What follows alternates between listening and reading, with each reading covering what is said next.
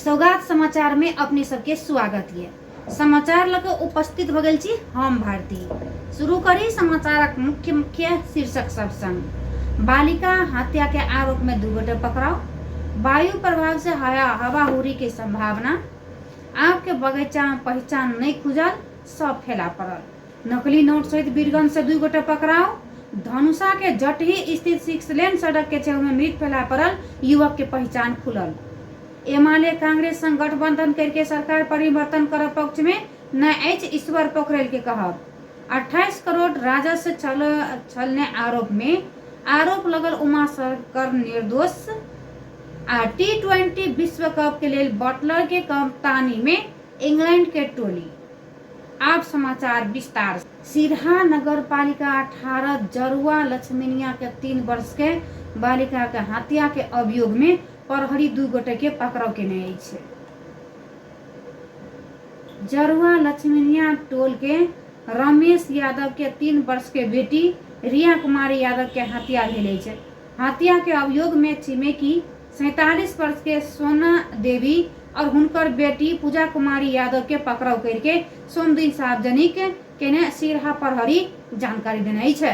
घटना में संलग्न भेल आशंका और शंका के केने सोना देवी के श्रीमान धनिकलाल यादव कहा फरार रहले छे। गत बुध दिना भोरे से हरा रहल रिया के सब तलाश के लेल क्रम में 2 दिन के बाद शुक्र दिन रात के छिमेकी धनिकलाल यादव के घर में फैला पड़ल। जिला प्रहरी कार्यालय सिरहा के सूचना अधिकारी प्रहरी नायब उपरीक्षक मुक्तिनाथ सापकोटा जानकारी दिलाइन। 2 परिवार बीच घरायसी झगड़ा हैत एल और वही रिसीवी के कारण बालिका के हत्या भेल वो सका प्रहरी के अनुमान रहले छे। पश्चिमी वायु और स्थानीय वायु के आंशिक प्रभाव से मध्य कोसी लुम्बिनी सुदूर पश्चिम प्रदेश के किछ स्थान में रात के हवाहुरी के संभावना रहले छे। मंगल दिन देश के पहाड़ी भूभाग में आंशिक बदली के अवस्था ऐसा बाकी भूभाग में मौसम मुख्यतः सफा रहा। मौसम पूर्वानुमान महाशाखा जनौने छे। आइ दोपहर के कोसी गंडकी कर्णाली प्रदेश के पहाड़ी भूभाग में आंशिक बदली की अवस्था रहले छे। कोसी प्रदेश के पहाड़ी भूभाग में 1-2 स्थान में दोपहर के मेघ गर्जन ठनका सहित हल्का वर्षा के संभावना रहले छे। कोसी गंडकी और कर्णाली प्रदेश के उच्च पहाड़ी तथा हिमालयी भूभाग में 1-2 स्थान में हल्का हिमपात के संभावना रहल महाशाखा जनौने छे। धनुषा के नगरायन नगर पालिका 2 में एक युवक के शव फैला पड़ल छल। पहचान नहीं खुजल अंदाजी 32 वर्ष के युवक के शव आम के बगीचा में फैला पड़ल। जिला प्रहरी कार्यालय धनुषा के प्रवक्ता डीएसपी रंजन आवाज जानकारी दिलाइन। घटना स्थल में प्रहरी टोली पुग के अनुसंधान कर रहल जिला प्रहरी कार्यालय धनुषा जनौने छे। बीरगंज महानगर पालिका और 9 घंटा घर स्थित सड़क से नकली नोट सहित प्रहरी 2 गोटे के पकड़ाव केने छे।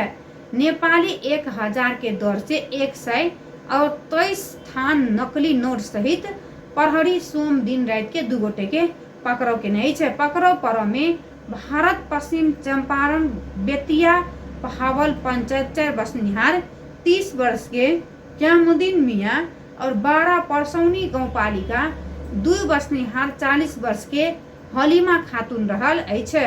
वडा प्रहरी कार्यालय वीरता से खटल गेल प्रहरी भारत से नेपाल तरफ आबि रहल केने हिनका सबके उक्त नोट सहित पकड़ाव केने छै।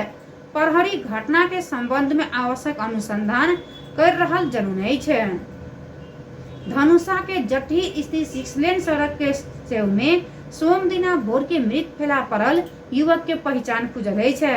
मृतक युवक भारत के बिहार मधुबनी जिला के बासोपट्टी वाड़ा नंबर 1 के 32 वर्ष के मोहम्मद नवाजुद्दीन रहल।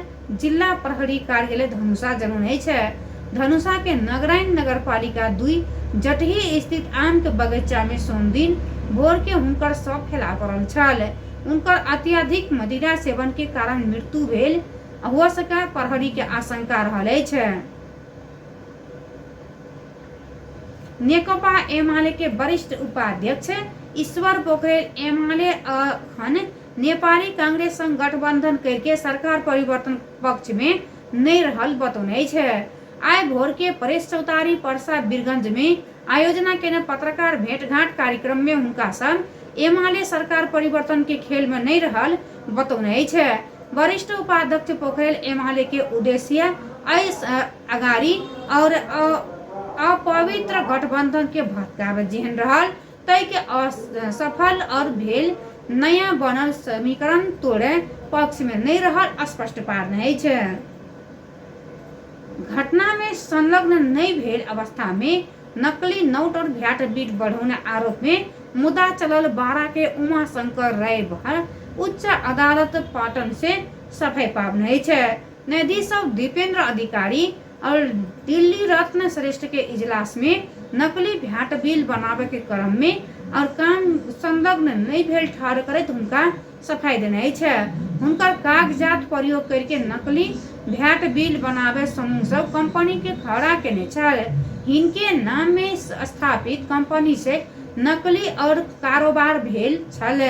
नकली भ्याट बनावे काम में उमाशंकर संलग्न भेल दावी करत राजस्व अनुसंधान विभाग हिनका विरुद्ध 28 करोड़ रुपया के बीगो मांग दावी केने छल। 11 महीना थुना में पड़ल हुनका और तय के बाद सर्वोच्च अदालत आदेश के बाद धरौटी में छूटल छल। सौगात समाचार में अब खेल समाचार। आईसीसी और T20 विश्व कप क्रिकेट प्रतियोगिता के लिए इंग्लैंड मंगल दिन अपने टोली और घोषणा केने छे। T20 विश्व कप के नवो संस्करण जून 1 तारीख में अमेरिका वेस्ट इंडीज में शुरू भा रहल छे। इंग्लैंड के विश्व कप टोली में क्रिस जोर्डन और तक फिरता बढ़ोने छे। जोरफा आर्चर और टोली में स्थान पावने छे। क्रिस जोर्डन और पहले पछुलका बेर सन 2023 के सितंबर में न्यूजीलैंड विरुद्ध और T20 प्रतियोगिता खेलने छल। अखनो के सौगात समाचार संपन्न हुए जा रहल छे। मुदा जज समाचारक शीर्षक सब एक बेर फेरो से। बालिका हत्या के आरोप में 2 गोटे पकड़ाव, वायु प्रभाव हवाहुरी के संभावना, आम के बगीचा में पहचान नहीं खुजल सब फैला पड़ल।